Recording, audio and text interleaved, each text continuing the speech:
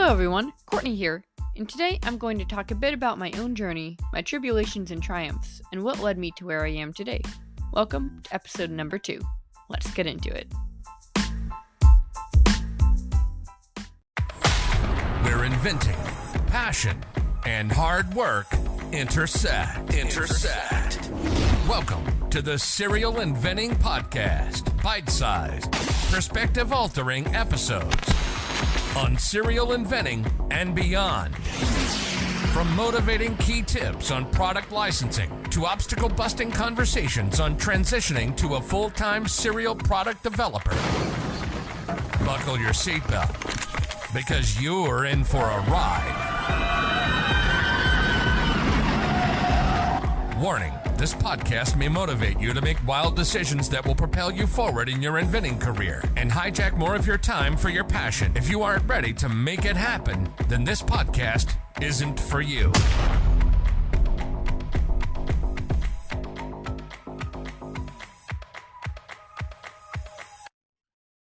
I grew up in a small town called La Selva Beach in California.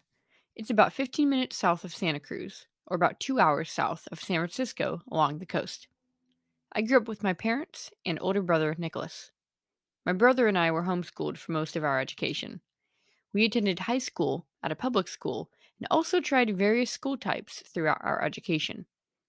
We were exposed to many different hobbies and careers at a young age, and because of that, not only were we able to find our passions early on, but we were able to integrate it into our schooling.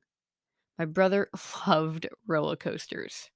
From playing Roller Coaster Tycoon on the computer, to making sand roller coasters at the beach, to engineering plans for the tracks. When he was in high school, he became the Assistant Northern California Regional Representative for ACE, which stands for the American Coaster Enthusiasts, and later, the Regional Rep in college.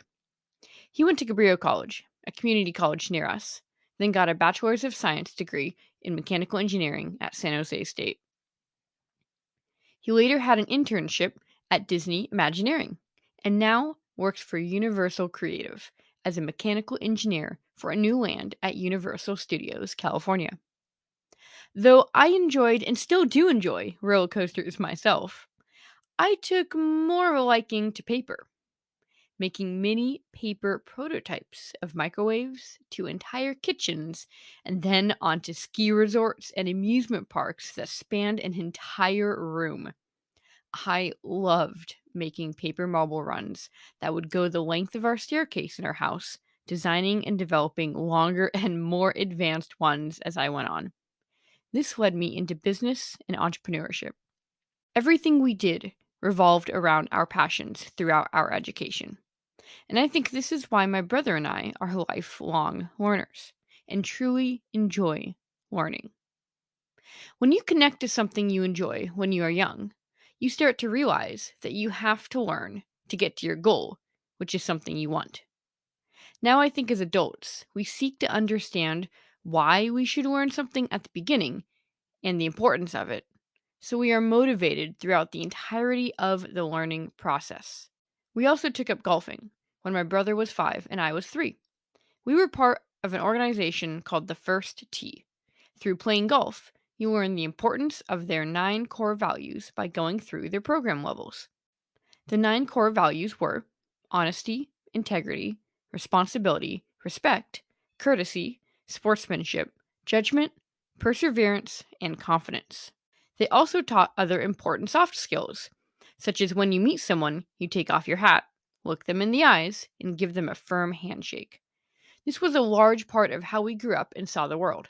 I am beyond grateful that my parents homeschooled us, gave us opportunities and the freedom to follow our passions, and took us to learn lessons with the First Tee for many years. I believe those 3 things are a big, integral part of who my brother and I are as people. Right after high school, I knew I wanted to start a business. But when junior year came, I completely forgot about that dream, took the SAT and ACT, and applied to 9 colleges. I mainly applied to colleges that focused on business or design in various aspects. One was for their theater art set building classes, another for their drawing skills and video game animation courses, others strictly business. After the usual long wait, I ended up getting into all 9 colleges I had applied for. Some of the colleges I got into were Columbia College Chicago, Rochester Institute of New York, UCSC, and Manuel College. Faced with the hard decision, I started to think about what was important to me. 3 things surfaced. I wanted to tour each campus and location. I didn't want to go into debt.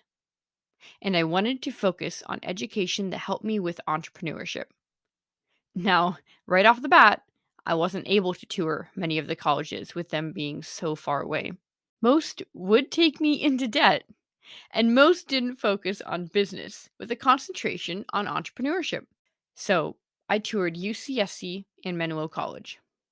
Though they were great campuses, if I wanted to start a business, I needed one-on-one help. So I started looking at where that help could be if I couldn't find it at the colleges. I needed specialization.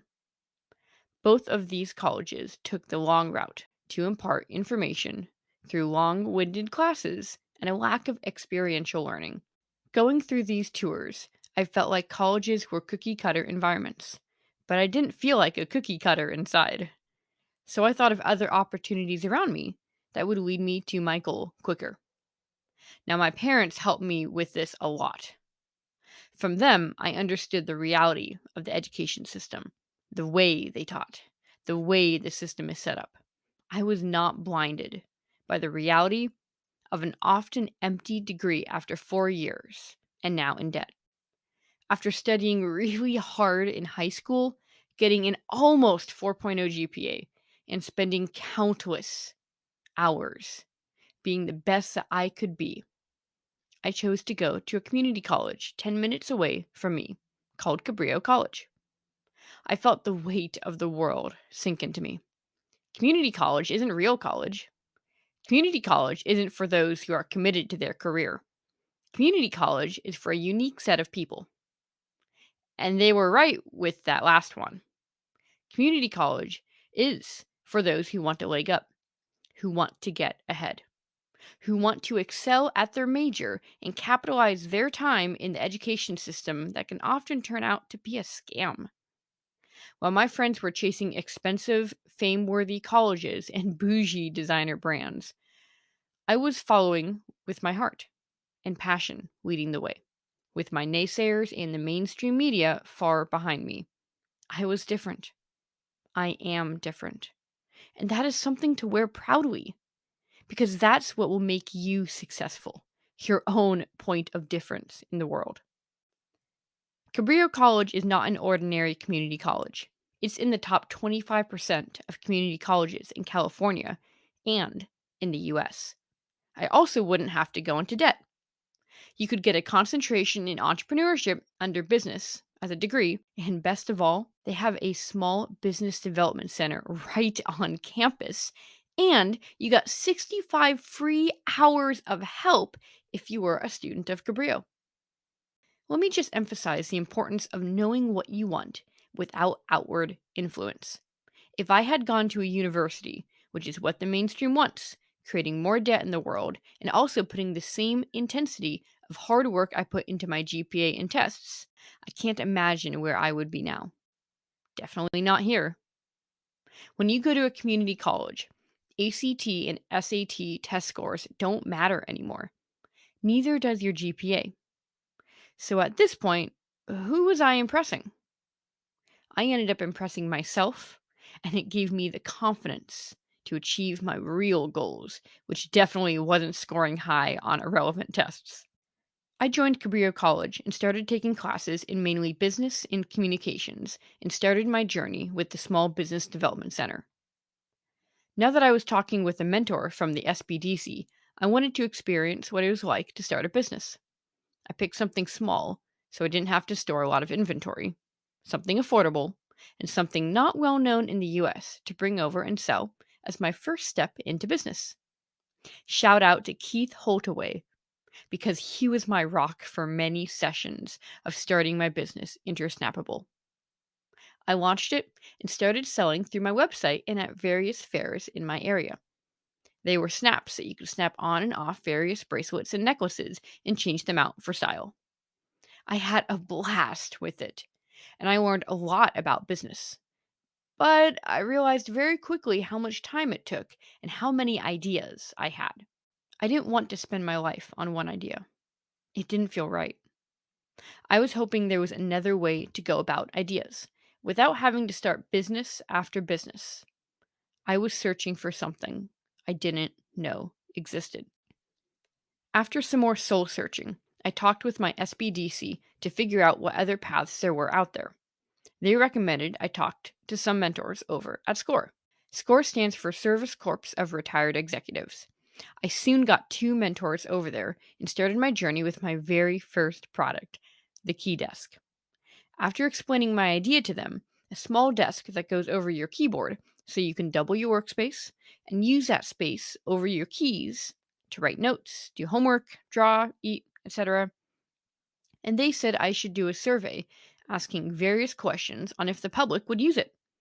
So I surveyed 370 students and teachers at my high school, Aptos High School, and Cabrillo College. I ended up coming back with the result of 92% surveyed that those who take notes while using a laptop write handwritten notes. And to my surprise, my mentors at SCORE didn't agree that that was a large enough percentage to go into considering manufacturing it. And I'm glad they said that because I totally disagreed. And this led me to seek my own information on other forms of business advice. So I turned to books. The first book I read was called Invent It, Sell It, Bank It by Lori Grenier. Phenomenal book. I highly recommend giving a read. Then I looked for more in the same category and stumbled upon One Simple Idea by Stephen Key. It was love at first read. I fell in love with licensing right then and there. I immediately went to my mentors and asked their thoughts on licensing. Let's just say they weren't a fan of it. Though they didn't have a lot of knowledge about licensing and how it works, it was clear that they thought it was a bad idea and there was no money in it. Though I respected their opinion, I decided to separate and focus on my studies and really think about my decision. I had the idea for the Key Desk in 2014 when I was 18, joined Cabrillo College and met with the SBDC and SCORE in August of that year, and then joined InventRight as a student in October of 2016. This was a hard decision. It was a lot of money that I earned and wanted to make sure I used wisely. After a lot of back and forth, I jumped. I took the leap. And still to this day, it was and still is the best financial decision I have ever made. In fact, I basically chose the InventRight program over going to a university. I can't even imagine what would have happened if I went to a university for cookie cutter education. I am so proud of my difficult decision back then to stay out of debt, get ahead, and hit my dreams faster. Utilize your time to the fullest.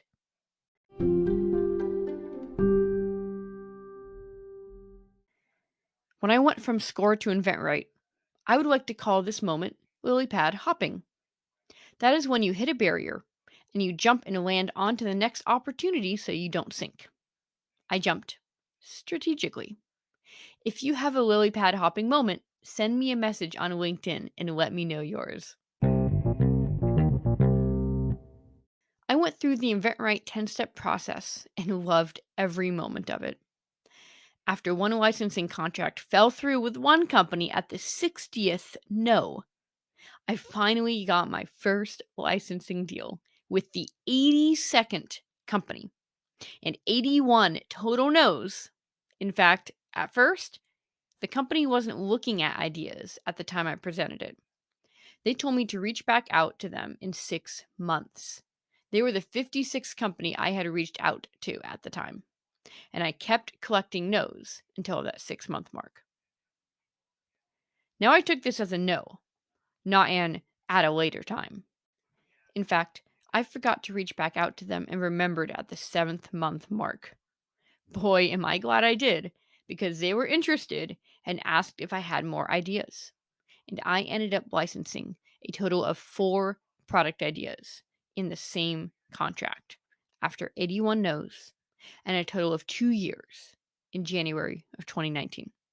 And in June, they all came out.